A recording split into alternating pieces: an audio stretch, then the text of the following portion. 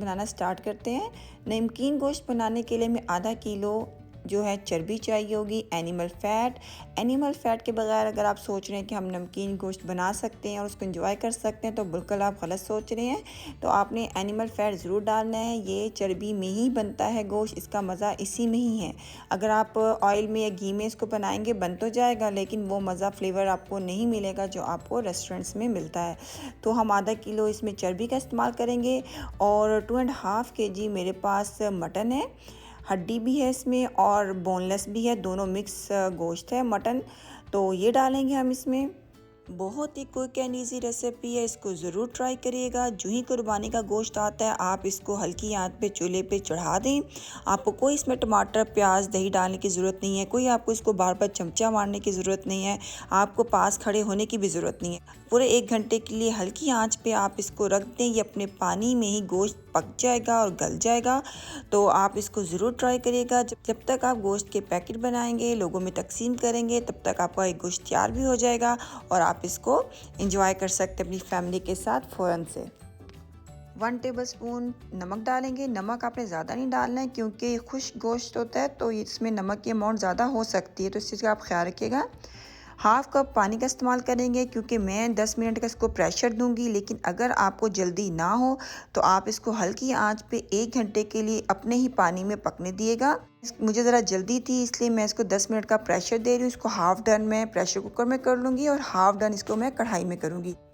10 minute का मतलब है कि जब ये सीटी घूमना शुरू होगी तब आपने टाइम को काउंट करना स्टार्ट करना है। 10 मिनट हो चुके हैं गोश्त को पकते हुए प्रेशर कुकर में। आए चेक करते हैं। आप देख सकते हैं गोश्त में से कितना पानी निकला है, जबकि हमने 1/2 कप पानी डाला था इसमें। और जो हमारा गोश्त भी है वो 50% तकरीबन गल चुका है। अब मैं गोश्त को किसी बड़ी कढ़ाई में शिफ्ट कर दूंगी। गोश्त को हमने एक बर्तन में शिफ्ट कर दिया है। अब इसको कवर करके आधे घंटे की लो फ्लेम पर पकने देंगे। अगर आप चाहते हैं तो इसमें आप काली मिर्च का इस्तेमाल कर सकते हैं, लेकिन ऑथेंटिक रेसिपी में काली मिर्च का इस्तेमाल नहीं किया जाता है, सिर्फ नमक का इस्तेमाल किया जाता है और अदरक लहसुन का इस्तेमाल भी नहीं किया जाता है। लेकिन अगर आप डालना चाहते हैं तो आप अदरक लहसुन और काली मिर्च का इस्तेमाल कर सकते हैं। आधा घंटा हो चुका है और आप देख सकते हैं हमारा गोश्त कितना अच्छा गल चुका है। और ये जो आपको पानी नज़र आ रहा है ये पानी नहीं है, ये घी है।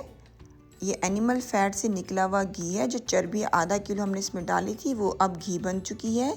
यही इस नमकीन गोश्त का मज़ा है और इसी में इसका फ्लेवर है। इसलिए मैंने आपको शुरू में कहा था कि ऑयल और घी में इसको बनाने की आप कोशिश ना करिएगा।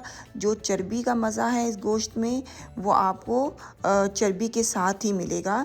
तो आपने इसलिए एनिमल फ़ैट ज़रूर डालना है इस गोश्त को बनाते हुए। और बहुत ही ये मज़े का बना है। आए आपको सर्व करके दिखाते हैं। नमकीन गोश्त हमारा बिल्कुल तैयार है।